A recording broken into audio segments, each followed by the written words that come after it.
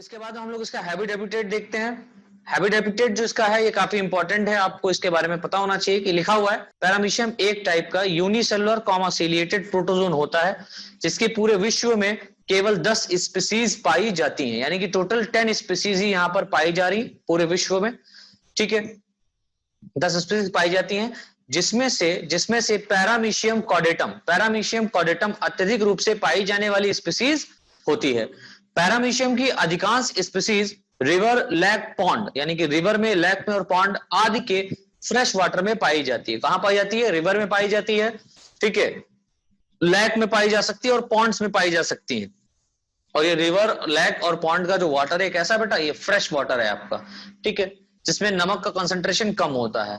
फिर देखिए वहीं पे लिखा हुआ है नई लाइन से, इनकी अधिकांश स्पीसीज कलरलेस होती हैं, लेकिन पैरामीशियम बर्सेरिया, इसको याद रखिएगा, पैरामीशियम बर्सेरिया में एक ग्रीन एल्गी सिम्बायोटिक रिलेशनशिप में पाया जाता है, जिसके कारण पैरामीशियम की यह स्पीसीज ग्रीन कलर की दिखाई देती है। पैरामीशियम की यह स्पीसीज कैसी दिखाई दे रही बेटा? ग्रीन कलर की दिखाई दे रही, राइट। अब इसके बाद में हम लोग इसका एक्सटर्नल मॉर्फोलॉजी देखते हैं। एक्सटर्नल मॉर्फोलॉजी क्या कहता है? इसको हिंदी में कहते हैं बाह्य आकार की। तो इसकी बाह्य आकार की क्या है? तो पहला तो आपको इसके बारे में पता होना चाहिए कि इसका शेप कैसा है, साइज कैसा और कलर कैसा है। तो हम लोग यहाँ पर देख रहे हैं पैरामीशियम एक यूनिसेलुलर माइक्रोस्कोपिक एनिमल होता है, ठीक है। इसकी बॉडी 30 से 80 माइक्रोमीटर लंबाई वाली होती है। पैरामीशियम की अधिकांश स्पीसीज या अधिकतर स्पीसीज में या अधिकांश स्पीसीज में कोशिका का शेप स्पिंडल टाइप का होता है, स्पिंडल शेप होता है, तरकुरूपी होती है कोशिका, ठीक है। इसकी कोशिका अधिकतर minute size and slipper shape होने के कारण पैरामीशियम को नॉर्मली स्लीपर एनिमल क्यूल भी कहते हैं। ध्यान से देखिए, यहां पर लिखा हुआ है पैरामीशियम के यूनिसेलुलर बॉडी का एंटीरियर एंड ब्रॉड अथवा राउंडेड शेप होता है, यानी कि पैरामीशियम के जो एंटीरियर एंड होता है बॉडी का, ठीक है, वो कैसा होता है? ब्रॉड होता है, चौड़ा होता है और राउंडेड शेप का होता है, तथा पोस्टीरियर एंड कोनिकल शेप का होता है। कोनिकल मतलब नुकीला या कोन लाइक होता है। ध्यान से लिखा हुआ है इसकी अपर बॉडी एबोरल सरफेस तथा लोअर बॉडी ओरल सरफेस के फॉर्म में होती है। इस बात को याद रखिएगा, अपर बॉडी जो इसका है लाइक डोर्सल जो एंड है वो एबोरल फॉर्म होगा, दैट मींस वहां पर किसी भी प्रकार का छिद्र या पोर नहीं पाया जाएगा।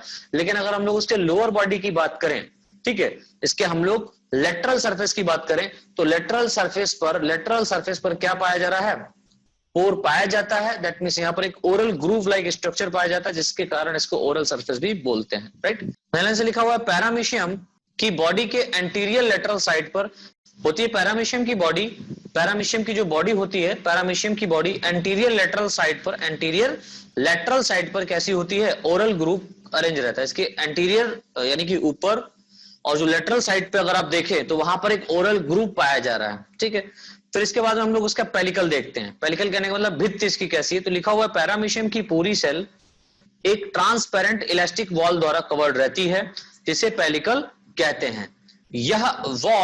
यह वॉल अनेक मल्टी एंगुलर स्ट्रक्चर वाली होती है, जिसके प्रत्येक एंगल के मिडिल में सीलिया डेवलप रहता है। नेक्स्ट पॉइंट हमारा है सीलिया। लिखा हुआ है पैरामीशियम एक सीलिएटेड प्रोटोजोन होता है। कैसा होता है? सीलिएटेड प्रोटोजोन होता है, जिसकी कोशिका की सरफेस पर 19 से 20 हजार 19 to 20,000 माइक्रोसीलिया प्रेजेंट होते हैं। प्रत्येक सीलिया 10 से 20 माइक्रो लेंथ वाला होता है। पैरामीशियम की बॉडी पर पाए जाने वाले सभी सीलिया का एक ग्रुप टेल के फॉर्म में अरेंज रहता है। अब ये बात देखिए, यहां पर लिखा हुआ है जो यहां पर पैरामीशियम की बॉडी है, ठीक है, इस पर पाए जाने वाले जो सारे सीलिया हैं एक स्थान पर एकत्रित होंगे। लाइक हम कह सकते हैं पोस्टीरियर एंड पर ये थोड़े से लार्ज होते हैं, ये कहें तो ज्यादा बेहतर है, पोस्टीरियर एंड पर थोड़े से लार्ज होते हैं और ये एक ग्रुप के फॉर्म में पाए जाते हैं, जिसको हम लोग टेल कहते हैं। और वो जो रीजन होता है उसको हम लोग कॉर्डल रीजन बोलते हैं, कॉर्डल रीजन, ठीक है। तो कॉर्डल रीजन पर यानी कि पोस्टीरियर, ये कॉर्डल रीजन कहां पर है? ये कॉर्डल रीजन पोस्टीरियर एंड पर है। लाइक आप लोग अगर पैरामीशियम देखें तो कुछ इस तरीके से इसका स्ट्रक्चर होता है। ये इसका एंटीरियर एंड है, ये इसका पोस्टीरियर एंड है। तो पोस्टीरियर एंड पर इस तरीके से बहुत सारे थोड़े से बड़े बड़े सीलिया पाए जाते हैं। एक टफ पाया जाता है सीलिया का, ठीक है, एक गुच्छा पाया जाता है सीलिया का, जिसको हम लोग टेल कह सकते हैं, ठीक है, तो कॉर्डल रीजन में पाया जा रहा है। अभी आगे डायग्राम देखेंगे तो समझ में आएगा। तो ये हमारा एक्सटर्नल मॉर्फोलॉजी हो गया। इसके बाद हम लोग देखते हैं इंटरनल स्ट्रक्चर ऑफ पैरामीशियम। ठीक है, तो सबसे पहला जो पॉइंट यहां पर आपका रहेगा वो रहेगा साइटोप्लाज्म। तो साइटोप्लाज्म आपको पता है दो पार्ट में डिवाइड रहता है, एक्टो एंडो। इसका देखो इसमें लिखा हुआ है पैरामीशियम की प्रत्येक कोशिका में एक फ्लूइड लाइक स्ट्रक्चर पाया जाता है जिसे साइटोप्लाज्म कहते हैं। जिसे क्या कहते हैं बेटा? साइटोप्लाज्म कहते हैं। यह साइटोप्लाज्म पेलिकल मेम्ब्रेन के द्वारा घिरा रहता है, जिसे दो भागों में डिवाइड किया जा सकता है। जिसे कितने भागों में डिवाइड किया जा सकता है? दो पार्ट में डिवाइड किया जा सकता है, जिन्हें एक्टोप्लाज्म एंड एंडोप्लाज्म कहते हैं। राइट। सेकंड यहां पर क्वेश्चन, सेकंड आपका जो पॉइंट है वो है न्यूक्लियस। न्यूक्लियस देखिए क्या कह रहा है, पैरामीशियम की कोशिका हेट्रोकैरियोटिक होती है। ओहो, हेट्रोकैरियोटिक कहने का मतलब क्या हुआ? हेट्रो मतलब होता है डिफरेंट, कैरियो मतलब केंद्रक से लिया गया है। दैट मींस यहां पर दो डिफरेंट टाइप के न्यूक्लियस पाए जाएंगे, एक मैक्रो न्यूक्लियस पाया जाएगा और एक आपका माइक्रो न्यूक्लियस पाया जाएगा। और जो मैक्रो न्यूक्लियस माइक्रो न्यूक्लियस है ना साहब, इसको आप जब रिप्रोडक्शन पढ़ेंगे तो रिप्रोडक्शन के लेवल पर जब हम लोग चर्चा करेंगे तो वहां पर इसका बहुत बड़ा रोल होता है। तो वहां पर कंफ्यूजन थोड़ा सा होता है कि माइक्रो न्यूक्लियस डिजेनरेट किया है कि मैक्रो न्यूक्लियस डिजेनरेट किया, कौन सा न्यूक्लियस जो है ना वो डिवाइड किया है, वो हम लोग ऑटोगेमी में देखेंगे। इसमें ये टाइप ऑफ रिप्रोडक्शन है यूग्लिना का। राइट। तो यूग्लिना का जो रिप्रोडक्शन है ये काफी इंपॉर्टेंट ही आता है, तो हम लोग आगे डिस्कस करेंगे। तो अभी आप यहां पर क्या समझें कि पैरामीशियम की कोशिका जो है वो हेट्रोकैरियोटिक होती है। दैट मींस इसमें दो प्रकार के केंद्रक पाए जा सकते हैं। अतः प्रत्येक कोशिका में दो अनसिमिलर कहने का मतलब एक जैसे नहीं है, अलग अलग साइज और शेप वाले हैं ये। ठीक है, अनसिमिलर न्यूक्लियस पाए जाते हैं। ठीक है, इनमें बड़े आकार का न्यूक्लियस किडनी शेप होता है। कैसा होता है? किडनी के आकार का होता है, वृक्क के आकार का होता है। जिसे मैक्रो न्यूक्लियस, मैक्रो माने होता है बेटा बड़ा, न्यूक्लियस माने केंद्रक, जिसमें बड़ा केंद्रक, जिसे बड़ा केंद्रक कहते हैं, जो मुख्यतः कोशिका की मेटाबॉलिक एक्टिविटी को कंट्रोल करता है। तो बड़ा वाला केंद्रक क्या कर रहा है? मेटाबॉलिक एक्टिविटी को कंट्रोल कर रहा है। फिर लाइन से देखिए लिखा हुआ है, इसी प्रकार मैक्रो न्यूक्लियस के अलावा इसमें एक स्मॉल साइज का माइक्रो न्यूक्लियस, इसमें एक स्मॉल साइज का क्या पाया जा रहा है? माइक्रो न्यूक्लियस पाया जाता है, जो स्फेरिकल शेप का होता है। कैसा होता है? स्फेरिकल मतलब गोलाकार आकार का होता है, जो कोशिका के डिवीजन को कंट्रोल करता है। ओहो, यानी कि जो पैरामीशियम की सेल है ये डिवाइड जब करेगी तो उसको कंट्रोल करता है। तो कौन कंट्रोल करता है? Micro nucleus. यानी कि रिप्रोडक्शन में ये पार्टिसिपेट करेगा कौन? Micro nucleus. ठीक है, चलिए थर्ड यहां पर पॉइंट लिखा हुआ है कॉन्ट्रेक्टाइल वैक्यूल। अभी जो कॉन्ट्रेक्टाइल वैक्यूल है ना, ये भी बहुत इंपॉर्टेंट है बेटा। ये क्यों इंपॉर्टेंट है? देखिए लिखा हुआ है, इसकी प्रत्येक कोशिका में साइटोप्लाज्म के एंडोप्लाज्म में दो कॉन्ट्रेक्टाइल वैक्यूल पाई जाती है। कितनी कॉन्ट्रेक्टाइल वैक्यूल पाई जाती है? दो कॉन्ट्रेक्टाइल वैक्यूल पाई जाती है। और ये मैं जो थ्योरी यहां पर बोल रहा हूं उसको आप लोग याद करते हुए चलिएगा, तभी आपको समझ में आएगा। और थोड़ा कंसंट्रेट कीजिए। पाई जाती हैं तथा दोनों वैक्यूल्स अपने पोजीशन में एक निश्चित प्लेस पर पाई जाती हैं। यानी कि जो दोनों कॉन्ट्रेक्टाइल वैक्यूल हैं ये अपने अपने पोजीशन पर एक निश्चित प्लेस पर पाई जाती है, एक स्थान पर पाई जाती है। राइट। अतः एक वैक्यूल सेल के अपर साइड तथा दूसरी वैक्यूल सेल के लोअर साइड की ओर अरेंज रहती है। तो हम ये कह सकते हैं एक जो वैक्यूल होती है कॉन्ट्रेक्टाइल वैक्यूल वो एंटीरियर एंड की तरफ स्थित रहती है, और दूसरी जो कॉन्ट्रेक्टाइल वैक्यूल है वो पोस्टीरियर एंड की तरफ स्थित रहती है। ये देखिए यहां पर मैं आपको दिखा दूं डायग्राम, तो अभी मैं इसको चर्चा करूंगा लेकिन फिर भी बता दे रहा हूं। ये देखिए, ये इसका ओरल सरफेस बोला जा रहा है। यहां पर ये पाया जा रहा है क्या? Oral groove.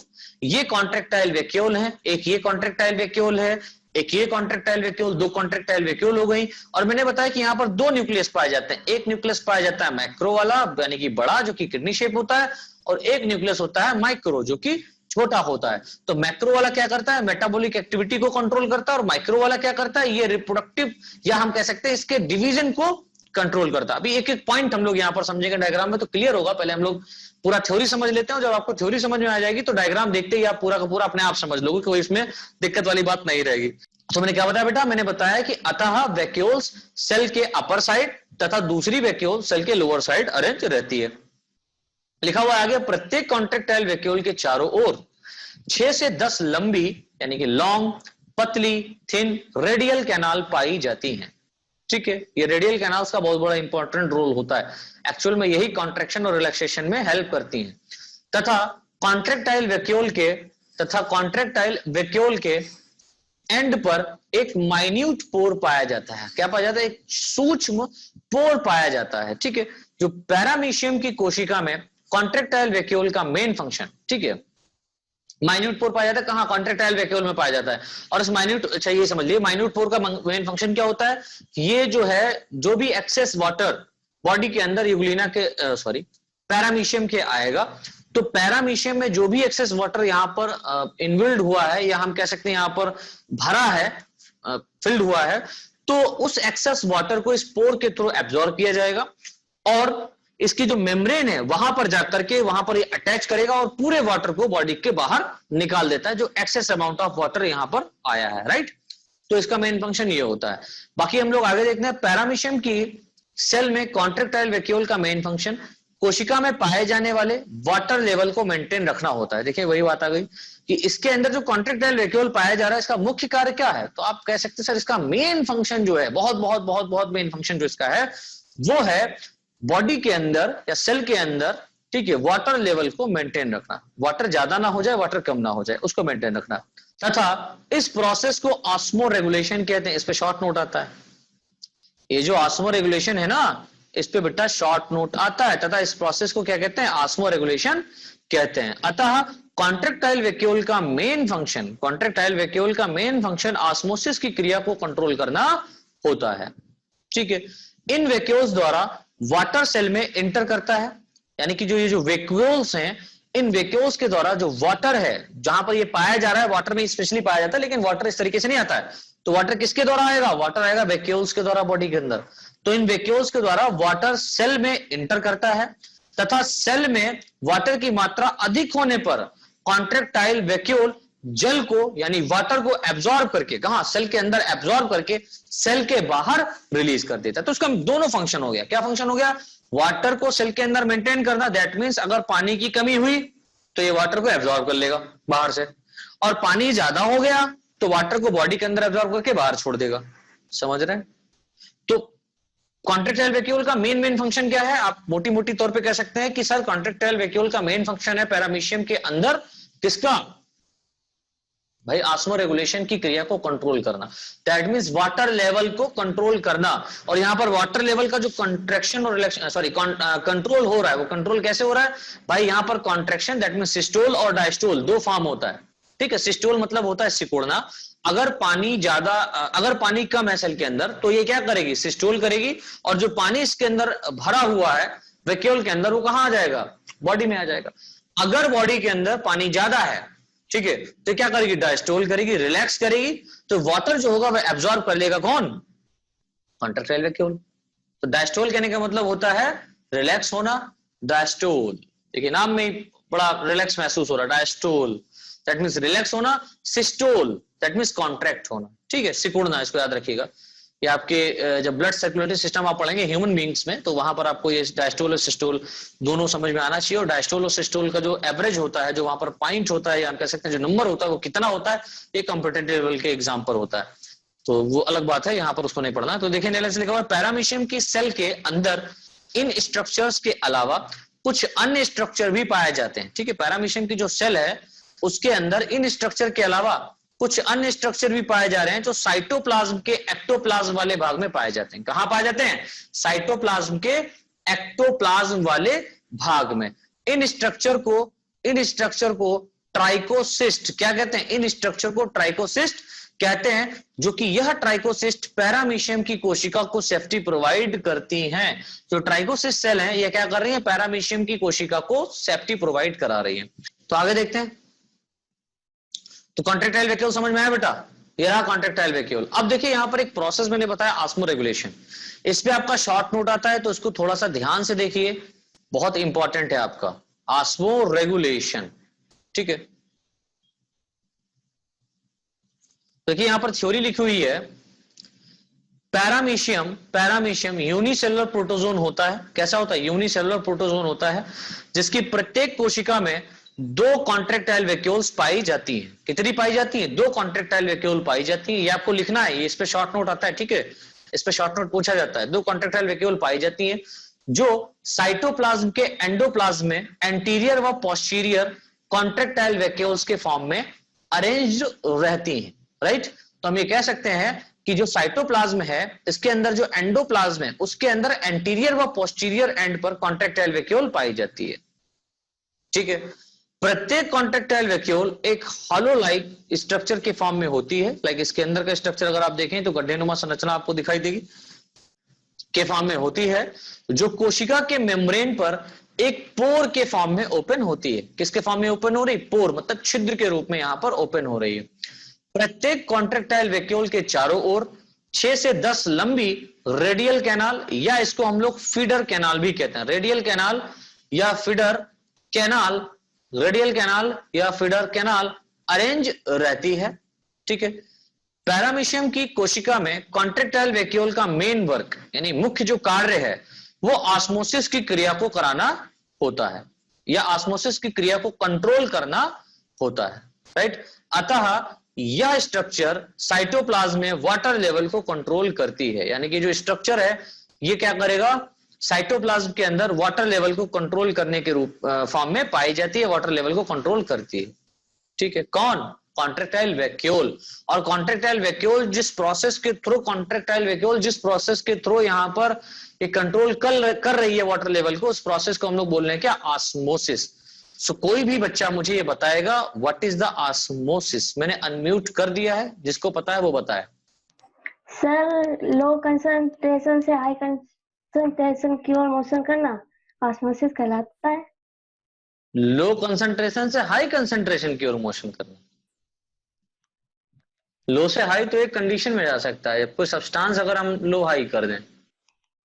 हाई कंसंट्रेशन से लो की तरफ तो जाता है, ये तो समझ में आता है, लो से हाई की तरफ कैसे जाता है बेटा? ऑस्मोसिस बिल्कुल सही इन्होंने बताया, लेकिन थोड़ा सा उल्टा करना है। आपको कहना है कि high concentration water will flow from high concentration to the region of low concentration through the semi permeable membrane, ठीक है। ऑस्मोसिस हम लोग पढ़ रहे हैं ना कि डिफ्यूजन। डिफ्यूजन का भी सेम कंडीशन यही है, सेम अप्लाई कर सकते हैं। Water will flow from high concentration to the region of low concentration, but वहां पर किसी के मेम्ब्रेन के थ्रू पास आउट नहीं हो रहा है, डायरेक्ट वाटर क्या कर रहा है, निकल रहा है।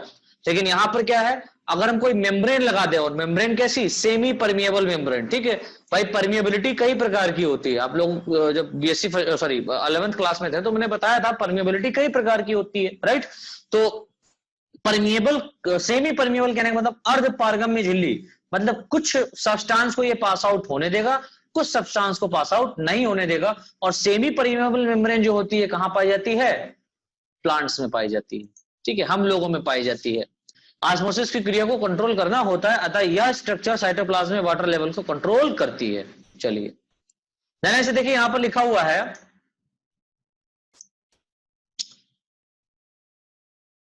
पैरामीशियम की कोशिका एंडोऑस्मोसिस की क्रिया द्वारा लगातार जल को एब्जॉर्ब करती रहती है। यानी कि जो पैरामीशियम की कोशिका है उसके अंदर एक प्रक्रिया होगी जिसको हम लोग बोलते हैं एंडोऑस्मोसिस। एंडो मतलब होता है अंदर, ठीक है, और ऑस्मोसिस कहने का मतलब ये हो गया वाटर का फ्लो होना, ठीक है। तो एंडो मतलब अंदर, यानी पैरामीशियम की जो सेल है, पानी कहां से कहां जा रहा है? पानी बाहर से इसके अंदर की तरफ जा रहा है, और अंदर की तरफ पानी तभी जाएगा जब अंदर पानी की कमी हो। दैट मीन्स अंदर कंसंट्रेशन क्या हो जाए? हाई हो जाए। तो वाटर बाहर से इसके बॉडी के अंदर जाना शुरू करता है, फ्लो करना शुरू कर देता है। तो ऑस्मोसिस तो आप लोगों को पता है, water will flow from high concentration to the region of low concentration through the semi permeable membrane. That means इसका जो मेम्ब्रेन है वो सेमी परमेबल मेम्ब्रेन के फॉर्म में है। ये वाटर को अंदर आने देता है, लेकिन वाटर के अंदर जो NaCl या अन्य जो मिनरल्स पोर्शन है उनको ये नहीं आने देता है, राइट। तो इसको याद रखिएगा। चलिए, तो क्या लिखा? पैरामीशियम की कोशिका एंडोऑस्मोसिस की क्रिया द्वारा लगातार जल को एब्जॉर्ब करती रहती है। इनके साइटोप्लाज्म में वाटर लेवल बढ़ जाने पर साइटोप्लाज्म का कंसंट्रेशन एक्सटर्नल मीडियम, यानी कि जो साइटोप्लाज्म का कंसंट्रेशन है और जो जहां ये पाया जा रहा है उसके बाहर जो एटमॉस्फेयर, लाइक जहां पर ये है उसके इसका एटमॉस्फेयर, ठीक है, इसके बाहर का जो एक्सटर्नल मीडियम है, ठीक है, कि कंपैरिजन में बढ़ जाता है, ठीक है। तो बाहर के कंपैरिजन में अंदर का कंसंट्रेशन ज्यादा बढ़ गया, जिससे कॉन्ट्रैक्टाइल वैक्यूल के लगातार कॉन्ट्रैक्ट व रिलैक्स होने पर साइटोप्लाज्म के अंदर जल की मात्रा जल की मात्रा कंट्रोल रहती है। तो यहां पर जो जल है उसकी मात्रा क्या की जा रही है, कंट्रोल की जा रही है। पैरामीशियम की कोशिका में लगातार वाटर के एब्जॉर्प्शन होने पर कॉन्ट्रेक्टाइल वैक्यूल अपने आकार में ग्रोथ करता है तथा इसके श्रिंक करने पर जल इनके पोर द्वारा कोशिका के बाहर निकल जाता है। चलिए, तो मैंने आपको बताया यहां पर कि जो पैरामीशियम है, आप इसको थोड़ा सा ध्यान से देखिए कि जो पैरामीशियम की सेल यहां पर बनी हुई है, सबसे पहले हम इसके आउटर लेवल पर चलते हैं। आउटर लेवल कहने का मतलब है कि बाहर की तरफ जब हम इसका स्टडी करते हैं तो बाहर की ओर हमको दिखाई देता है कि इसकी पूरी बॉडी पर ये सीलिया लाइक संरचना, दैट मीन्स ये रोम नुमा रचना, धागे नुमा रचना यहां पर ये पाई जा रही है। इन धागे नुमा रचनाओं को हम लोग बोलते हैं रो ऑफ सीलिया। ठीक है, रो ऑफ सीलिया। और जो पैरामीशियम है, ये पैरामीशियम दो पार्ट में डिवाइड है, एक एंटीरियर एंड और दूसरा पोस्टीरियर एंड। एंटीरियर एंड और पोस्टीरियर एंड में इसको डिवाइड कर दिया गया है, यानी कि ऊपरी भाग और निचले भाग में इसको रखा गया है। तो यहां पर जो रो ऑफ सीलिया है, ये सीलिया दो टाइप का है। एक तो पूरे बॉडी पर ये पाया जा रहा है, समझिए, पूरे बॉडी पर पाया जा रहा है, जो कि लोकोमोशन का फॉर्मेशन करता है, लोकोमोशन को प्रोवाइड कराता है। दूसरा, आप अगर इसका पोस्टीरियर एंड जब देखेंगे तो पोस्टीरियर एंड पर बहुत सारे सीलिया एक स्थान पर इकट्ठा हो जाते हैं। ठीक है, बहुत सारे सीलिया यहां पर देखिए एक साथ पाए जा रहे हैं और एक टफ लाइक स्ट्रक्चर बना रहे हैं, एक गुच्छानुमा संरचना बना रहे हैं, जिसको हम लोग बोल रहे हैं कॉर्डल टफ ऑफ सीलिया। क्या बोल रहे हैं? Caudal tuft of cilia. अब देखिए, जो सीलिया है, ये सीलिया पाया जा रहा है इसके बॉडी पर। तो इसकी जो बॉडी है, आउटर कवरिंग है, लाइक इसकी बॉडी हम कह सकते हैं, इसकी जो आउटर कवरिंग है, ये ब्लैक कलर की यहां पर बनी हुई, जिसके ऊपर सीलिया पाए जा रहे हैं, इस कवरिंग को हम लोग बोलते हैं पेलिकल। इस कवरिंग को क्या बोलते हैं? पेलिकल, जो कि काफी इलास्टिक होती है, आपको पता है, लचीली होती है। ठीक है, पेलिकल, और ये प्रोटेक्टिव होती है। अब आप अगर इसके थोड़ा सा अंदर जाएं, ठीक है, पेलिकल के अंदर जब हम लोग एंट्री करेंगे, या इसी पेलिकल में थोड़ा सा देख लीजिए, इस पेलिकल में आप देखिए, इस पेलिकल में क्या हुआ। अब अगर आप ये पैरामीशियम देख रहे हैं तो उसमें दो सरफेस हैं। एक तो ये जो सरफेस बना हुआ है, ये सामने की तरफ जो सरफेस बना हुआ है, ये ओरल सरफेस है, दैट मीन्स एंटीरियर सरफेस है। और इसके जस्ट पीछे वाला जो है पोर्शन, ठीक है, वीडियो ऑन कर देता हूं तो आपको ज्यादा समझ में आएगा। इसके जस्ट पीछे वाला जो पोर्शन है उसको हम लोग बोल रहे हैं क्या? पोस्टीरियर सरफेस, दैट मीन्स एब ओरल सरफेस, राइट। तो ओरल सरफेस क्यों कहा गया? तो देखिए, यहां पर कुछ स्थान पर, यहां पर देखिए, फोकस कीजिए, ये यहां पर जो पेलिकल है नीचे की तरफ आ रहा है, ये डॉट की तरफ आप ध्यान दीजिए, जो पेलिकल है नीचे की तरफ आ रहा है और इसने यहां पर अंदर की तरफ एक स्ट्रक्चर इस तरीके से मूव किया हुआ है, ये वाला रीजन। तो ये जो रीजन है, इस रीजन को हम लोग बोलते हैं ओरल ग्रूव। क्या बोलते हैं? Oral groove. तो पेलिकल जो होती है वो एंटीरियर सरफेस पर ओरल ग्रूव के फॉर्म में चेंज रहती है। ठीक है, और ये जो ओरल ग्रूव है, ये ठीक नीचे की तरफ, इस ओरल ग्रूव से नीचे की तरफ एक हैंगिंग लाइक स्ट्रक्चर आपको दिखाई दे रहा है, लटकी हुई संरचना आपको दिखाई दे रही है। ये जो नीचे की तरफ आपको संरचना दिखाई दे रही है, ये वाली अंदर की तरफ, ये वाली संरचना जो मैं बना रहा हूं अलग से, ठीक है, ये जो संरचना है इसको हम लोग बोलते हैं बक्कल कैविटी। ये क्या है? Buccal cavity. इस बक्कल कैविटी में सीलिया पाए जाते हैं। इन सीलिया को हम लोग बोलते हैं ओरल सीलिया। ठीक है, इन सीलिया को हम लोग क्या बोल रहे हैं? ओरल सीलिया। अब देखिए, यहीं पर आप देखेंगे तो इस तरीके से एक स्ट्रक्चर यहां पर पाया जा रहा है, इसको हम लोग बोलते हैं साइटोस्टोम। क्या बोल रहे हैं?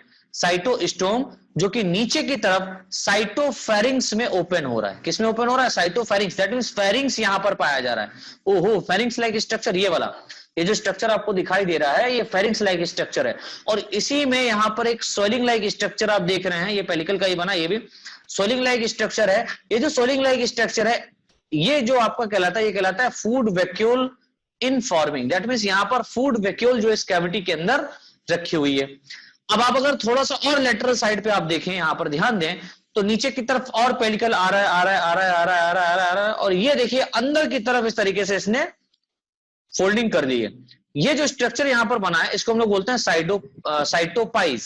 इसको हम लोग क्या बोलते हैं? साइटोपाइज। ये जो साइटोपाइज है, इसके द्वारा क्या होता है, जो भी वेस्ट मटेरियल इस पैरामीशियम के अंदर बनता है, तो उसको क्या किया जाता है, यहां से बॉडी के बाहर एक्सक्रीट कर दिया जाता है with the help of contractile vacuole. ठीक है ना, इतना समझ में आया? अब चलिए, इस पेलिकल को हम लोग छोड़ करके अब इसके थोड़ा सा अंदर चलते हैं। तो अंदर जब हम लोगों ने एंट्री किया तो हमने देखा इसमें पाया जा रहा है साइटोप्लाज्म। क्या पाया जा रहा है? साइटोप्लाज्म।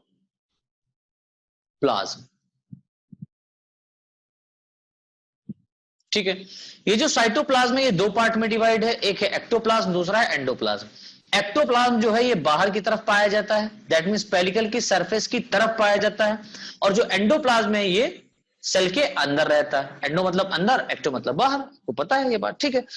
अब देखिए थोड़ी सी यहां पर और बात समझे, जो एक्टोप्लाज्म है यहां पर मैंने बताया एक स्पेशल टाइप की और भी कुछ संरचनाएं पाई जाती है जिनको हम लोग बोलते हैं ट्राइकोसिस्ट।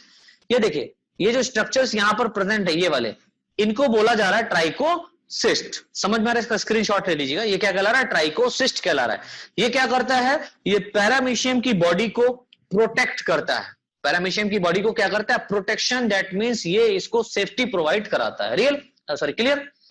चलिए अब थोड़ा सा हम लोग उसके साइटोप्लाज्म के अंदर आते हैं, तो एंडोप्लाज्म में आते हैं। एंडोप्लाज्म में हम यहां पर देखेंगे कि बहुत सारी संरचनाएं पाई जा रही हैं। जैसे कि हम सबसे पहले न्यूक्लियस के बारे में बात करते हैं, तो मैंने पहले ही बताया कि यहां पर दो टाइप का न्यूक्लियस पाया जाता है। एक जो न्यूक्लियस होता है बेटा ये कहलाता है आपका मैक्रोन्यूक्लियस, जो कि बड़ा होता है, जो कि किडनी शेप होता है। इसका मेन फंक्शन होता है पैरामीशियम की सेल को क्या, पैरामीशियम की सेल के अंदर मेटाबॉलिक एक्टिविटी को कंट्रोल करना। क्लियर। इसके बाद में यहीं पर देखिए पास में एक पाया जा रहा है माइक्रोन्यूक्लियस। एक है मैक्रोन्यूक्लियस जो कि क्या कर रहा है? पैरामीशियम की सेल की एक्टिविटी को कंट्रोल कर रहा है। दूसरा है माइक्रोन्यूक्लियस, इसका मेन फंक्शन है रिप्रोडक्शन में हेल्प करना या रिप्रोडक्शन को कंट्रोल कराना। आगे जब हम लोग इसका पैरामीशियम का रिप्रोडक्शन समझेंगे तो वहां पर माइक्रो मैक्रोन्यूक्लियस का बहुत बड़ा रोल है, ठीक है। और यही समझ में आएगा, गैमेट जो फॉर्म होंगे वो यही माइक्रोन्यूक्लियस ही बना देता है। फिर देखिए यहां पर आप और भी देखें तो ये अपना जो भोजन इकट्ठा करता है वो यहां पर फूड वैक्यूल्स के फॉर्म में ये क्या करता है? रखता है।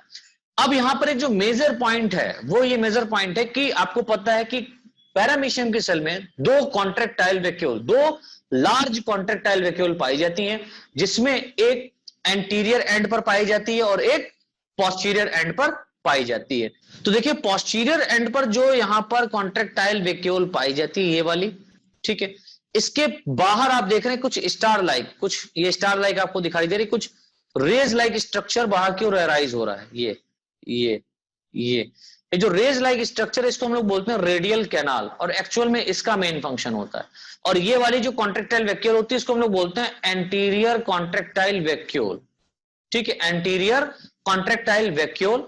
और जो बाहर की तरफ रेज पाई जा रही है इसको हम लोग बोलते हैं रेडियल कैनाल, जो कि सिस्टोल फॉर्म में होती है, ठीक है। और इसके पोस्टीरियर रीजन पर अगर हम लोग देखें तो पोस्टीरियर रीजन में पाई जा रही पोस्टीरियर कॉन्ट्रैक्टाइल वैक्यूल, जो कि सिस्टोल फॉर्म में रहती है। तो यहां पर एक बात समझें, मैंने बताया, और यहां पर भी क्या पाई जा रही है? रेडियल कैनाल पाया जा रहा है जो कि डायस्टोल फॉर्म में होता है। तो एक चीज समझिए यहां पर बेटा, जो एंटीरियर कॉन्ट्रैक्टाइल वैक्यूल है ना, इसका मेन फंक्शन क्या होगा? देखो ये क्या करेगी? एंटीरियर कॉन्ट्रैक्टाइल वैक्यूल डायस्टोल करती है। डायस्टोल क्यों करती है? क्योंकि देखो इसके अंदर पानी जमा रहता है, ठीक है, वाटर जमा रहता है। तो पहले तो आप ये समझ लो डायस्टोल और सिस्टोल किसे कहते हैं, नहीं तो आप कंफ्यूजन में पड़ जाओगे। देखो सिस्टोल कहने का मतलब होता है क्या? कॉन्ट्रैक्शन। और डायस्टोल कहने का मतलब होता है रिलैक्सन या रिलैक्स स्टेज में, रिलैक्सेशन, ठीक है, रिलैक्स स्टेज में पाया जाना। तो सिस्टोल मतलब कॉन्ट्रैक्ट, डायस्टोल मतलब रिलैक्स। अब थोड़ा कॉन्ट्रैक्टाइल वैक्यूल्स के ऊपर चले। हमने जो कॉन्ट्रैक्टाइल लार्ज एंटीरियर कॉन्ट्रैक्टाइल जो वैक्यूल है, इसको जब हम लोग देख रहे हैं तो ये कैसी है? डायस्टोल फॉर्म में है। कैसी है? डायस्टोल फॉर्म में है, दैट मींस ये रिलैक्स स्टेज में रहती है। अब ये रिलैक्स स्टेज में कब रहेगी ये आप समझिए। ये रिलैक्स स्टेज में तब रहेगी जब पैरामीशियम की बॉडी में वाटर जो है कम हो जाएगा, ठीक है। अरे सर क्या कह रहे हैं? पैरामीशियम की बॉडी में वाटर कम हो जाएगा तो ये सिस्टोल क्यों होगी? क्योंकि भैया देखो ना, इसका जो रेडियल कैनाल है ना, ये सिस्टोल फॉर्म में पाया जा रहा है। क्यों? सिस्टोल कहने का मतलब कॉन्ट्रैक्ट, राइट। तो सिस्टोल कहने का मतलब जब कॉन्ट्रैक्ट हुआ तो पानी जब यहां पर ज्यादा भर जाएगा, समझिए, पानी जब यहां पर ज्यादा भर जाएगा तो इन रेडियल कैनाल्स के द्वारा, यानी कि एंटीरियर रेडियल कैनाल्स के द्वारा क्या किया जाएगा? वाटर को इसके बॉडी से एब्जॉर्ब कर लिया जाएगा और एब्जॉर्ब करके एक्युमुलेट कर दिया जाएगा एंटीरियर कॉन्ट्रैक्टाइल वैक्यूल में। अब anterior contractile vacuole diastole form में जब आएगी, डायस्टोल मतलब जब ये रिलैक्स करेगी, अच्छा हाँ, अब जब भर गया, जब ये कॉन्ट्रैक्ट फॉर्म में आएगी, दैट मीन जब ये सिस्टोल करेगी, ठीक है, सिस्टोल, दैट मींस ये भी सिस्टोल करती है। जब ये सिस्टोल करेगी तो रेडियल कैनाल क्या करेगा, डायस्टोल करेगा, रिलैक्स होगा, तो वाटर जो होगा बॉडी में एंटर कर जाएगा। ठीक है, तो यहां पर सिस्टोल और डायस्टोल कहने का मतलब क्या हुआ, कॉन्ट्रैक्ट और रिलैक्स। तो एंटीरियर कॉन्ट्रैक्टाइल वैक्यूल की बात करें तो anterior contractile vacuole diastole form में पाई जाती है, दैट मींस ये हमेशा रिलैक्स स्टेज में रहती है। लेकिन इसका जो रेडियल कैनाल है ना, ये सिस्टोल फॉर्म में पाया जाता है, कॉन्ट्रैक्ट फॉर्म में पाया जाता है, दैट मींस ये सिकुड़ा हुआ पाया जाता है। क्यों? क्योंकि बॉडी के अंदर इसको वाटर को प्रोवाइड कराना है जब कमी हो जाती है। अब अगर हम बात करें पोस्टीरियर कॉन्ट्रैक्टाइल वैक्यूल की, तो posterior contractile vacuole systole form में पाया जाता है। अरे सर सिस्टोल, अरे मतलब कि ये सिकुड़ा हुआ पाया जाता है। क्यों? क्योंकि भैया अगर जब पानी यहां पर क्या हो जाएगा, ज्यादा हो जाएगा, जब पानी बॉडी के अंदर ज्यादा हो जाएगा तो ये सिस्टोल करेगी, दैट मींस कॉन्ट्रैक्ट करेगी। जब ये कॉन्ट्रैक्ट करेगी तो आप देखिए जो रेडियल कैनाल है ना, ये क्या करेगा, ये रिलैक्स करेगा, डायस्टोल करेगा। जब डायस्टोल करेगा तो क्या होगा, जाहिर सी बात है जब यार ये फैल रहा है तो उसके अंदर स्पेस बनेगा, तो जो एक्सेस वाटर यहां पर है उसको ये क्या कर लेगा, एब्जॉर्ब कर लेगा, राइट। डायस्टोल स्टेज में आ रहा है रेडियल कैनाल, तो रेडियल कैनाल्स क्या कर रही हैं, पानी को जो पैरामीशियम के अंदर एक्सेस अमाउंट में आया है उसको एब्जॉर्ब कर लेती है। समझ में आया? तो ये बात आप समझिएगा कि फिर से मैं समझा दे रहा हूं, मैं फिर से रिपीट करे दे रहा हूं कि जो एंटीरियर कॉन्ट्रैक्टाइल वैक्यूल है वो डायस्टोल फॉर्म में पाई जाती है। दैट मींस जब ये रिलैक्स स्टेज में होगा तो इसका जो रेडियल कैनाल है, ये रेडियल कैनाल किस फॉर्म में होगा, कॉन्ट्रैक्ट फॉर्म में होगा। किस फॉर्म में होगा, कॉन्ट्रैक्ट फॉर्म में होगा। दैट मींस अगर पानी की कमी होगी तो यहां से जो systole, that means radial canal के अंदर जो वाटर एक्यूमुलेट था उसको रिलीज कर दिया जाएगा, कहां, बॉडी के अंदर। और वहीं पर अगर हम लोग पोस्टीरियर कॉन्ट्रैक्टाइल की वैक्यूल करें, ये उल्टा है। पोस्टीरियर कॉन्ट्रैक्टाइल वैक्यूल क्या करें, जब बॉडी के अंदर पानी बढ़ जाए, समझिए जब बॉडी के अंदर पानी बढ़ जाए तो किस फॉर्म में आएगा, सिस्टोलिक फॉर्म में आएगा। दैट मींस ये कॉन्ट्रैक्ट करेगा। जब ये कॉन्ट्रैक्ट करेगा तो रेडियल कैनाल क्या करेंगी, रेडियल कैनाल फटाफट, इनके अंदर एक प्रेशर जनरेट होगा, रेडियल कैनाल फटाफट बॉडी के अंदर जो वाटर भरा हुआ है उसको एब्जॉर्ब कर लेती है और बॉडी के बाहर भेज देती है। और ये क्या करता है, ये बॉडी के अंदर बाहर से वाटर को रिलीज एब्जॉर्ब करता है। ये बॉडी के अंदर क्या करता है, बाहर से वाटर को एब्जॉर्ब करता है। किस फॉर्म में, जब ये डायस्टोल फॉर्म में कॉन्ट्रैक्टाइल वैक्यूल आएगा, जब डायस्टोल फॉर्म में कॉन्ट्रैक्टाइल वैक्यूल आएगा तो क्या होगा, यहां पर स्पेस जनरेट होगा। जब स्पेस जनरेट होगा तो सिस्टोलिक फॉर्म में, that means radial canal systole form में आएंगी और वाटर क्या होगा, अंदर की तरफ आ जाएगा। समझ में आया? थोड़ा कॉम्प्लेक्स प्रोसेस है लेकिन समझने का प्रयास कीजिए तो समझ में आएगा। ठीक है, दोबारा से इसको जब आप देखेंगे, रिपीट करेंगे, तब आपको समझ में आएगा। तो इस तरीके से हमारा ये पैरामीशियम बेटा कंप्लीट होता है। अब हमारा जो नेक्स्ट लेक्चर रहेगा, लाइक ट्यूसडे को, मंगलवार को जो हम लोग पढ़ेंगे वो अब हमारा रहेगा रिप्रोडक्शन इन पैरामीशियम। पैरामीशियम के रिप्रोडक्शन के बारे में डिस्कस करेंगे।